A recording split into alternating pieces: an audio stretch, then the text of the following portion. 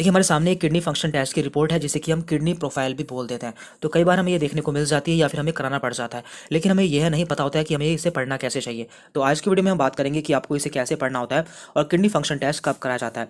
तो इसमें हमें मेनली 4 चीज़ें देखनी होती हैं: calcium, uric acid, blood urea nitrogen जिसे कि हम बन भी बोल देते हैं BUN, एंड सीरम क्रिएटिनिन। तो इन सभी के बारे में हम बारी बारी से बात करेंगे। पहले हम ये जान लेते हैं कि हमें किडनी फंक्शन टेस्ट कब कराना होता है।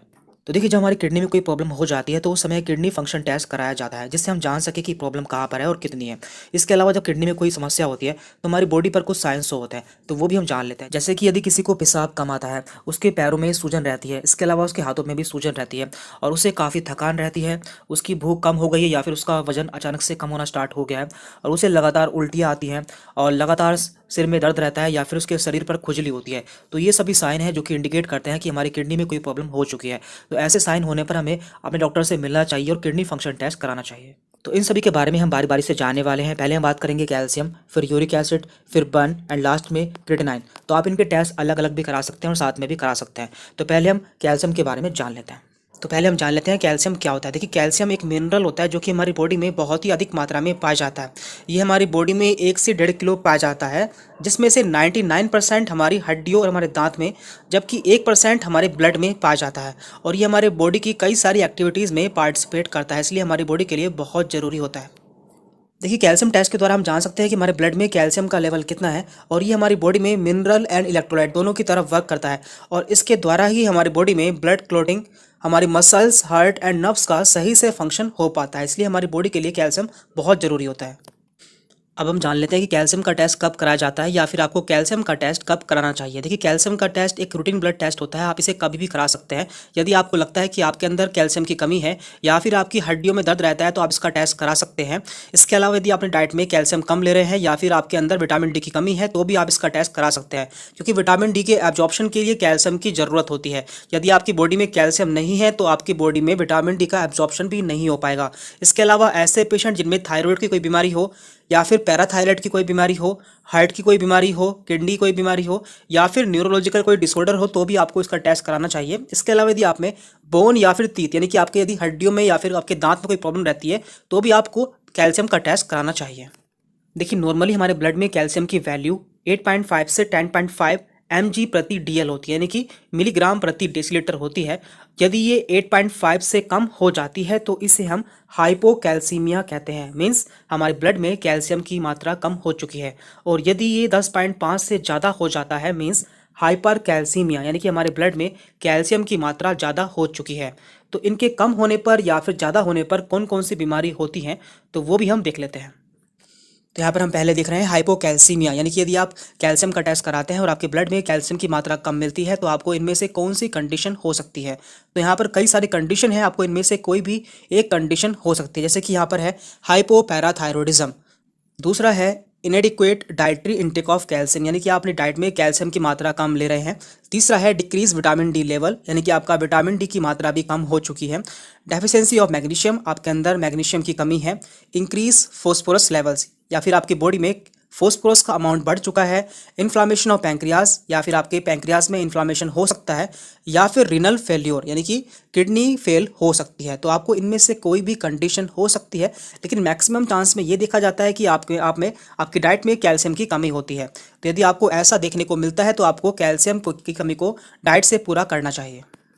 इसके बाद यहाँ पर है हाइपर कैल्सीमिया, यानी कि यदि आप ब्लड टेस्ट कराते हैं और आपके ब्लड में कैल्शियम का लेवल बढ़ा हुआ देखने को मिलता है तो आपको क्या क्या कंडीशन हो सकती है। तो यहाँ पर पहले है हाइपरथायरॉयडिज्म, दूसरा है टीबी, तीसरा है सार्कोडियोसिस, ये एक बैक्टीरियल इन्फेक्शन होता है। तीसरा है यहाँ पर excessive intake of vitamin D, यदि आप विटामिन डी को ज़्यादा मात्रा में ले रहे हैं तो भी आपका कैल्शियम का लेवल बढ़ा हुआ दिखने को मिल सकता है। किडनी ट्रांसप्लांट, आपने किडनी ट्रांसप्लांट कराया है या फिर आप में HIV का इन्फेक्शन भी हो सकता है। तो ये कई सारी कंडीशन है, यदि आप में कैल्शियम का लेवल ज़्यादा देखने को मिलता है तो आपको इनमें से कोई भी कंडीशन हो सकती है।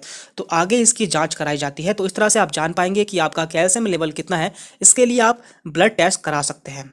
अब हम बात करने वाले हैं यूरिक एसिड के बारे में, यानी कि यूरिक एसिड के बढ़ जाने पर या फिर कम हो जाने पर क्या क्या प्रॉब्लम हो सकती है। यूरिक एसिड टेस्ट के द्वारा हम ये जान सकते हैं कि हमारे ब्लड में यूरिक एसिड का अमाउंट कितना है। और यूरिक एसिड एक वेस्ट मटेरियल होता है जो कि हमारी बॉडी में प्यूरिन्स के ब्रेकडाउन से बनता है।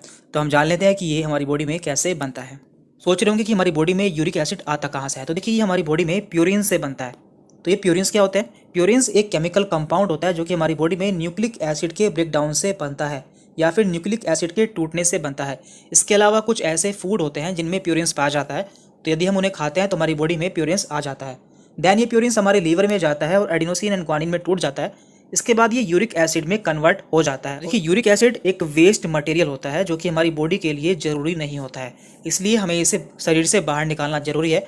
इसके बाद ये हमारी किडनी में जाता है और किडनी हमारी इसे यूरिन के थ्रू हमारी बॉडी से बाहर निकाल देती हैं। तो ये इसका पूरा पाथवे होता है और इस तरह से आप समझ सकते हैं कि यूरिक एसिड हमारी बॉडी के लिए ज़रूरी नहीं है कि ये यूरिक एसिड हमारी बॉडी में दो कंडीशन में बढ़ सकता है। Number 1, there is too much production of uric acid, या तो हमारी बॉडी में ये ज़्यादा बन रहा हो, या फिर 2, the body is unable to get rid of excess uric acid, या फिर हमारी बॉडी या हमारी किडनी इसे हमारे बॉडी से बाहर ना निकाल पा रही हो तो भी इसका लेवल हमारे ब्लड में बढ़ जाता है। अब हम जान लेते हैं कि यूरिक एसिड का टेस्ट कब कब कराया जाता है या फिर हमें कब कराना चाहिए। नंबर 1, हेल्प डायग्नोस गाउट, यानी कि यदि किसी को गाउट की प्रॉब्लम होती है या फिर उसे गठिया होता है तो उसका डायग्नोस करने के लिए या फिर उसका पता लगाने के लिए यूरिक एसिड का टेस्ट कराया जाता है।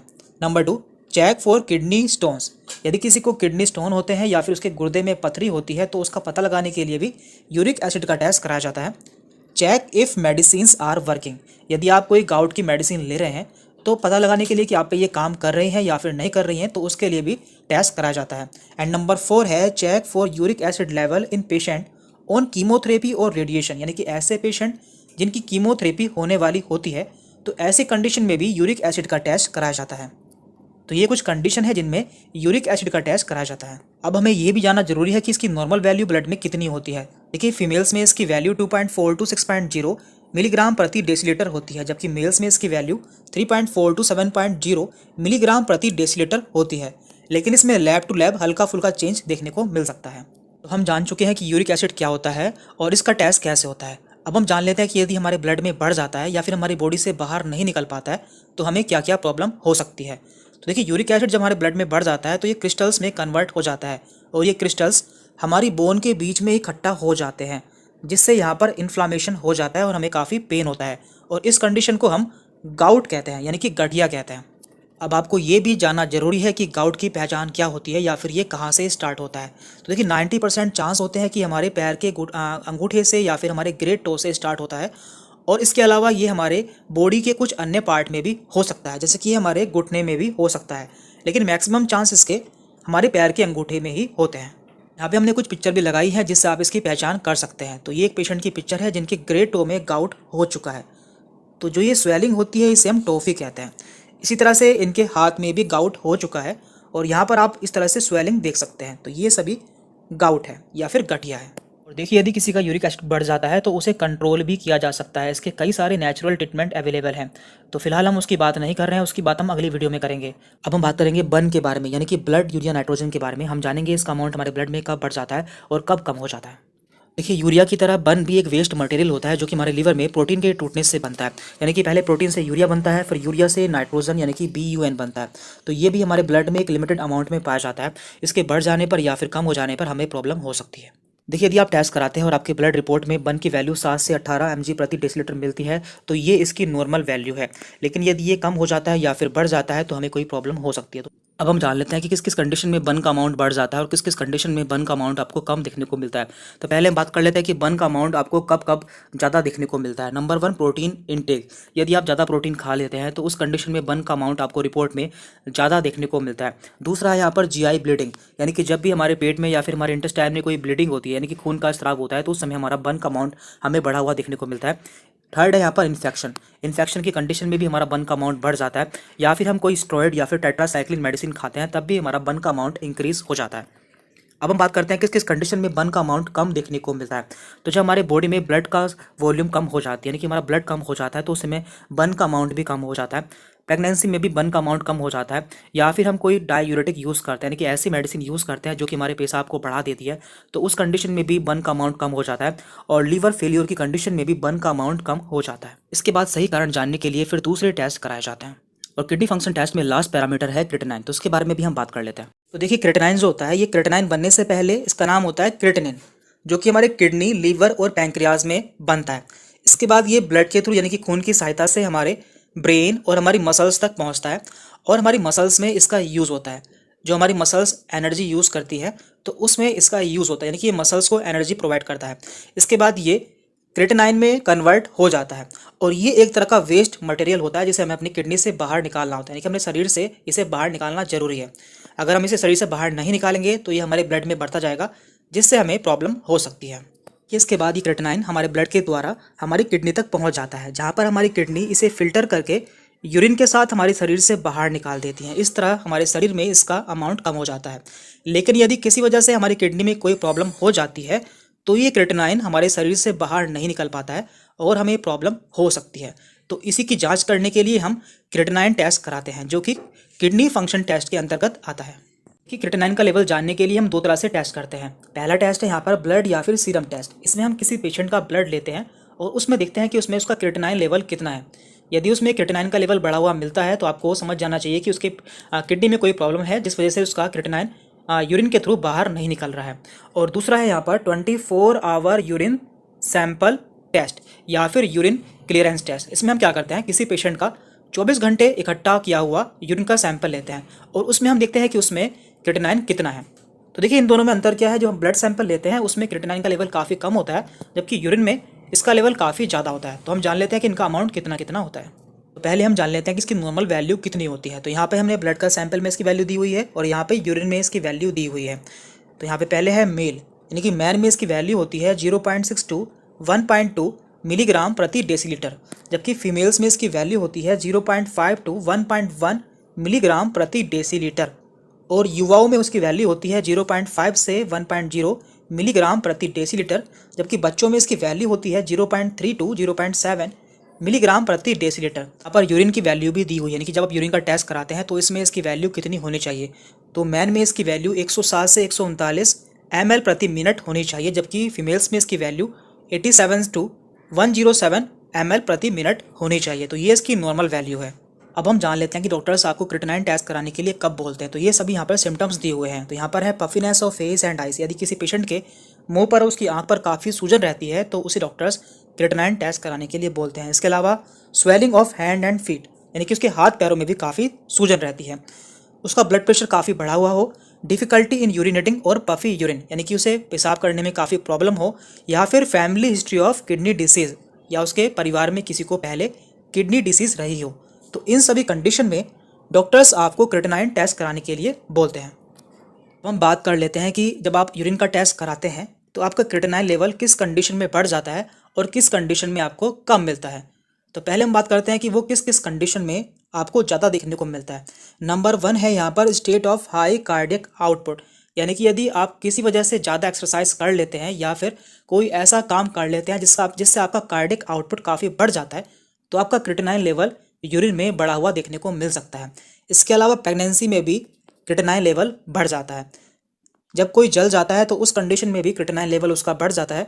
और यदि किसी को कार्बन मोनोऑक्साइड पॉइजनिंग हो जाती है तो उस कंडीशन में भी उसका क्रेटिनाइन लेवल यूरिन में बढ़ा हुआ देखने को मिल सकता है। जान लेते हैं कि किस किस कंडीशन में आपका जो क्रेटिनाइन लेवल है वो कम मिल सकता है, यानी कि जब कोई यूरिन का टेस्ट कराता है तो उसका क्रेटिनाइन लेवल किस किस कंडीशन में कम मिल सकता है। तो नंबर 1 है यहाँ पर इम्पेयर्ड किडनी फंक्शन, या तो उसकी किडनी में कोई प्रॉब्लम हो चुकी है जिस वजह से उसकी किडनी क्रेटिनाइन को फिल्टर नहीं कर पा रही है। नंबर 2 है डिहाइड्रेशन, यानी कि उसके बॉडी में पानी की बहुत कमी हो चुकी है। नंबर 3 है हेमरेज, यानी कि उसकी बॉडी में खून का लॉस हुआ है या फिर उसके खून कहीं से बह चुका है। नंबर 4 है कंजस्टिव हार्ट फेलियर। तो कंजस्टिव हार्ट फेलियर की कंडीशन में भी हमारे यूरिन में क्रेटिनाइन का लेवल कम हो जाता है। तो इस कंडीशन से आप जान सकते हैं कि उसकी बॉडी में क्या प्रॉब्लम हो सकती है।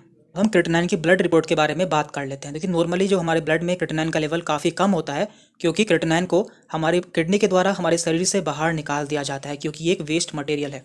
लेकिन यदि आपको ये बॉडी में या ब्लड में ज़्यादा देखने को मिलता है तो समझ जाइए कि आपकी किडनी में कोई प्रॉब्लम है। तो यहाँ पर हमने एक ब्लड टेस्ट रिपोर्ट दी हुई है, तो देख लेते हैं कि इसमें क्रेटिनाइन का लेवल कितना दिया हुआ है। तो यहाँ पे है सीरम क्रेटिनाइन लेवल, यानी कि ब्लड का क्रेटिनाइन लेवल, तो यहाँ पे दिया है 6.2। तो नॉर्मली होता है ये 0.6 से 1.4, तो ये काफ़ी बड़ा हुआ है। इसका मतलब इनकी किडनी में कोई प्रॉब्लम है। तो इस तरह से आप जान सकेंगे कि हमारा क्रेटिनाइन लेवल कितना है या फिर हमारी किडनी में कितनी प्रॉब्लम है। और देखिए कुछ कंडीशन ऐसी भी होती हैं जिसमें हमारा क्रेटिनाइन लेवल कम हो जाता है लेकिन हमारी किडनी में प्रॉब्लम नहीं होती है, तो वो भी आपको पता होना चाहिए, उसके बारे में हम बात कर चुके हैं।